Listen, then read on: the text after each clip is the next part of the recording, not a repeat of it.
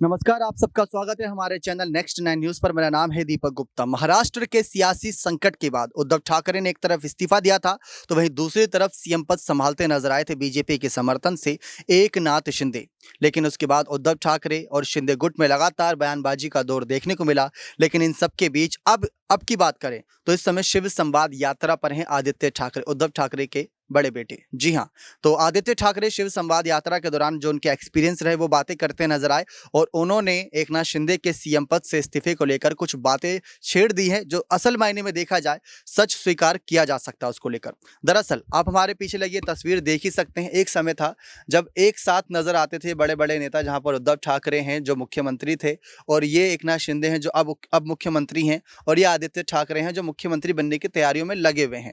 तो ये तस्वीर बहुत कुछ बयां करती है और बहुत हकीकत बताती है। कभी एक मंच पर बैठने वाले ये बड़े बड़े नेता आज एक दूसरे के खिलाफ नजर आ रहे हैं। भले ही उद्धव और आदित्य साथ हैं, लेकिन शिंदे जो बाला साहब ठाकरे के समय से हमेशा से पार्टी शिवसेना के साथ रहे, लेकिन उद्धव ठाकरे के नेतृत्व, उनके विचार, उनके कार्यकाल को लेकर उन्होंने बागी तेवर अपनाए, ये सब ने देखा। लेकिन आदित्य ठाकरे ने शिव संवाद यात्रा के दूसरे दिन दौरे के दौरान ये बात कही कि रास्ते में उनसे बहुत सारे शिव समर्थक मिले, मतलब शिवसेना समर्थक मिले, उनसे बातचीत करते नजर आए और ये भी कहा कि आपके साथ जो कुछ हुआ उससे कहीं ना कहीं आहत पहुंची है, क्योंकि एकदम से ही पार्टी जिस तरीके से ढहती नजर आई, जिस तरीके से बगावत हुई, जिस तरीके से एक दूसरे के खिलाफ हुए यहाँ पर नेता, सभी ने ये देखा। लेकिन अब आपको बता दें, उन्होंने सीएम शिंदे के पद पर यह बात कही है कि अगर जनादेश यानी कि अगर जनता का आदेश स्वीकार करना चाहते हैं तो अपने सीएम पद से इस्तीफा दें और फिर उसके बाद चुनाव लड़ें, और उसके बाद अगर सीएम बनते हैं तो ये चीज हम भी स्वीकार करेंगे।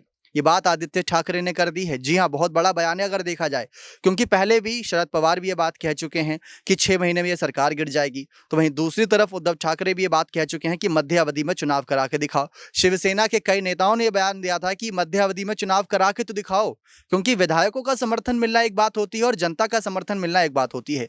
दूसरी तरफ एकनाथ शिंदे ने यह बात कही थी कि मेरे साथ जो 39 विधायकों का समर्थन है, अगर उनमें से कोई भी एक चुनाव हार जाता है तो मैं राजनीति छोड़ दूंगा। ये बात वो कहते नजर आए थे। लेकिन शिव संवाद यात्रा के दौरान आदित्य ठाकरे की लोगों से मुलाकात हुई। उन्होंने ये भी बताया कि वो कहीं ना कहीं एकनाथ शिंदे के बागी तेवर से परेशान रहे, क्योंकि शिवसेना पर ही आंच आई। इसकी कुल मिलाकर देखा जाए, भले ही उनकी इंटेंशन शिवसेना को लेकर नहीं थी, भले ही उनकी इंटेंशन सिर्फ नेतृत्व को लेकर थी और महाविकास अघाड़ी को लेकर थी, लेकिन अब शिवसेना को लेकर लड़ाई हो रही है। तो आदित्य ठाकरे के इस बयान के बाद देखते हैं एकनाथ शिंदे क्या बड़ा कदम उठाते हैं।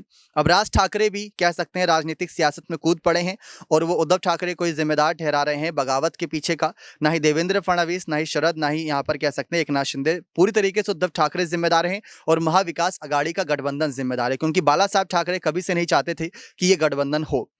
तो आदित्य ठाकरे के इस बयान का अगर कुल मिलाकर निष्कर्ष देखा जाए तो यही निकलता है कि विधायकों का समर्थन मिला एकनाथ शिंदे को, उसके दम पर उन्होंने सरकार बनाई, मुख्यमंत्री बने। अगर जनादेश यानी कि जनता का आदेश जो रहेगा चुनाव के वक्त, अगर वो स्वीकार करना है तो हिम्मत है तो सीएम पद से इस्तीफा दें और उसके बाद चुनाव में जो निष्कर्ष निकलेगा, जो रिजल्ट आएगा, उसको हम भी स्वीकार करेंगे। आदित्य ठाकरे ने बात कही है। अब देखते हैं आने वाले वक्त में इसका जवाब एकनाथ शिंदे या शिंदे गुट के नेता दीपक केसरकर कैसे देते हैं, क्योंकि अभी हाल ही में दीपक केसरकर आदित्य ठाकरे पर खुलकर बातचीत भी करते नजर आए थे।